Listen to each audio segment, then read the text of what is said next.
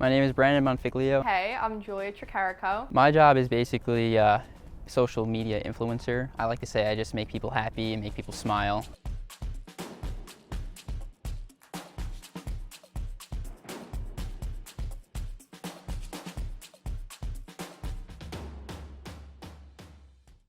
The main apps that I use for social media are TikTok and Instagram.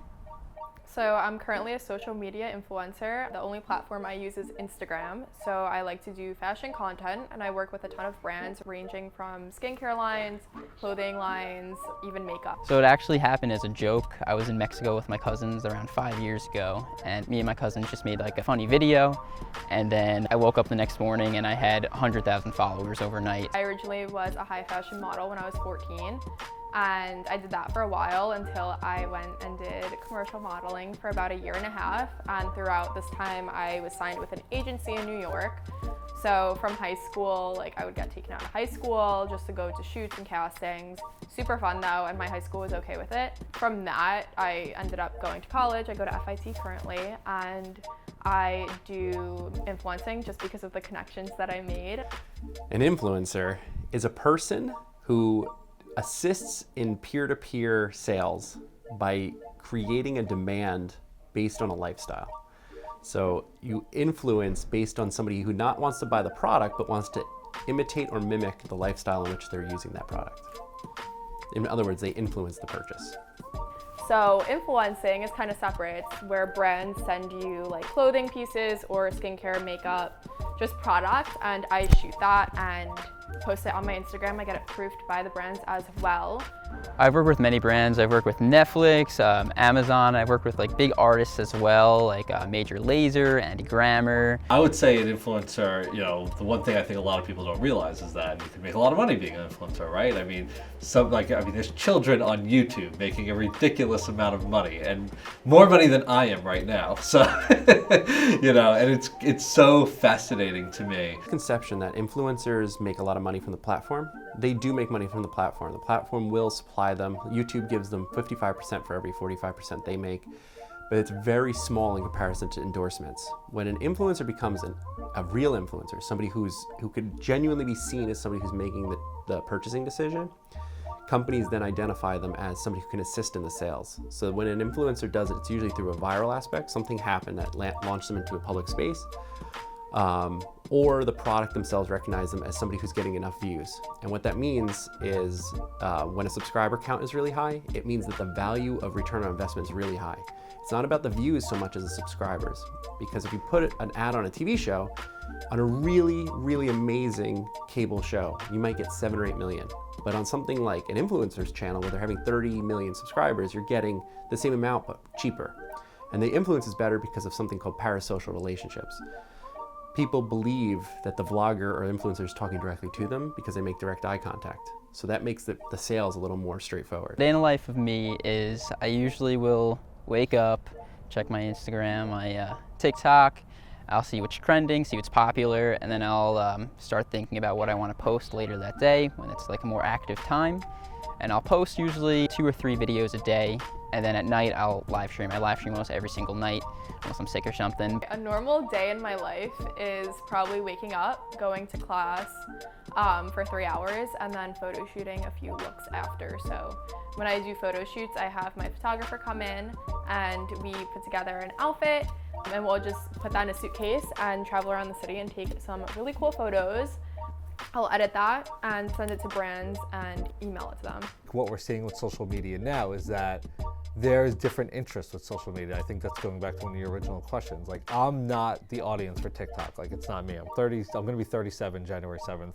Like, TikTok's not for my audience. That's for like the younger generation, right? Who like that short form storytelling. Even Snapchat. I never really got into Snapchat. I downloaded it, I used it for a little bit, and didn't really like it.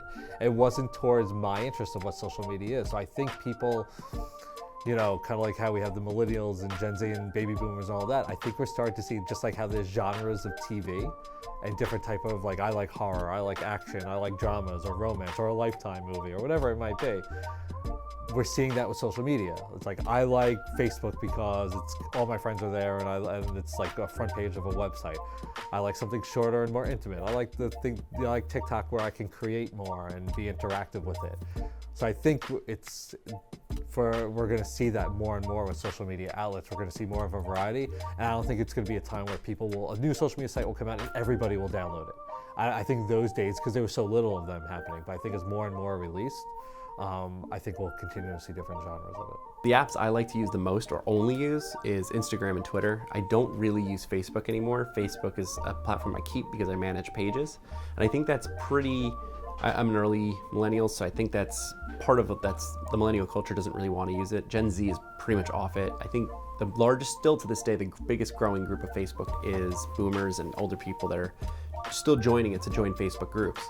I think Gen Z and millennials often migrate to smaller content or short form content. So anything that's looping video content like TikTok or Instagram for that matter, anything that's visually appetizing would be more for younger generations. TikTok is so new. There's a really great article that I have to reference in this, which is how TikTok keeps our attention. So if you want research on that, but the TikTok, I think, is really a great platform for music companies. What they're really trying to do is get these loops out. Like Lil Nas X started on TikTok, and that's because they put his loop out there, and eventually that became the viral hit. Then they built the song around it. So we're going to see his micro content expanding into macro content via TikTok. On my live stream, I usually talk to my fans, do like Q&A, question and answer. We'll do like games where I will follow people if they're like the first person to type something in. I just try to reach out to people, get their opinions on what I should post next, things like that. I'm very interactive with my followers, so like I like to comment back at people. I like responding to almost all DMs that I can. I like asking opinions on my stories for them to just give their like options of like what they want, whether it's like more like outfit looks, more fall looks, like what I do on like a holiday. Like for Thanksgiving, everyone was like, oh my god, I hope you have a great holiday, like what are you doing? And like I honestly try to like respond to that because I feel like it builds, like I said before, a one-on-one connection, not only with the brand that I'm working with, but like my audience. An influencer makes sales by being a niche producer. It means they're talking to a very small and specific audience, and the term we use is long tail. In other words, it's better to have 10,000 subscribers that stick around than 1 million people that stick, that are viral, that show up for a few days. People who are trying to use an influencer to make products sell are looking towards people that have a dedicated audience, even if it's 10,000, which is tiny and almost nothing. But the influence on those 10,000 make actual purchasing decisions rather than 1 million people who just look at it and are entertained. I actually had a girl come up to me, or it's happened a few times, not too many times, but I was in a Starbucks down in Soho and a girl came up to me with her mom. It was so cute. And she was like, oh my god, like you do Instagram, right? And I was like, oh, like yeah. And I was actually with my mom at the time too, so it was like really funny. And I was like, yeah. And she's like, oh my god, like you're Julia. And I'm like, yeah, like hi. Like it was so weird. And she was like, I love how like you interact so much with like your followers, like all this stuff. And I was like, you're so cute. Like she was like maybe 14. And she like looked at my Instagram or like follows me, but it's weird because my demographic is normally like 18 to 25. So I guess now I'm grasping like a younger audience as well. You know, the definition of social media is continuing to change, because I think what a lot of people forget is social media still is so new, right? A lot like Facebook and Twitter and a lot of these platforms have been around for a little over 15 years, and in the context of compared to television, which has been around, you know, since the 40s and the 50s, I mean, and radio, it's still evolving, and we're still trying to come up with their definition of use. So we've seen platforms disappear because due to not making enough money, such as MySpace or Vine. And we've seen platforms come and go based on once parents and adults started using the platforms, we've seen younger audience want to use something else. So when Facebook kind of exploded and that started being the norm, you know, I think the next step from social media became more visual storytelling and shorthand storytelling, such as Snapchat and Instagram, where it was a quick post instead of something lengthy or necessarily have to be being such a biography of your life. just by posting a picture tells you your emotions and how you're feeling in that moment, and you want others to experience it. So I think more quick storytelling has grown with social media platforms, and I also think social media has also changed in the way that they're not just social, right? I mean, they're always going to have that connotation where you can interact with other people, but we've seen, using Facebook as an example, they're also a TV network where you can watch The Real World and other shows that you enjoy. You can they also bought a virtual reality headset, the Oculus. Like, you can do other things on Facebook. They have Facebook dating and marketplace. So there's so much things you could do outside of interacting and communicating with others. And that's where we're seeing social media. They're more becoming an environment and a database with our information. The future of advertising, I think, is best seen through Samsung's campaigns. Take a look at how Samsung used Casey Neistat for the Do What You Can't campaign. Do What You Can't was a full year campaign, and the first they deployed it for Casey Neistat, and he tried to sell phones through that. It looked like a call to action to become a vlogger. 1 full year later, they used the exact same campaign in traditional markets, same frameworks, but produced for general TV audiences. The future of influencing, you could tell by watching commercials about cameras. So just look at new cameras coming out. Look at the GoPro's newest commercial. GoPro used to be a brand about shooting an action adventure, and now the new ones face the person. So the goal is that everyone will be an influencer eventually. And that's because, just like the way YouTube profit shares, companies are going to start thinking that way in a bigger scale, where if everybody's an influencer, then they can start marketing into these little pockets.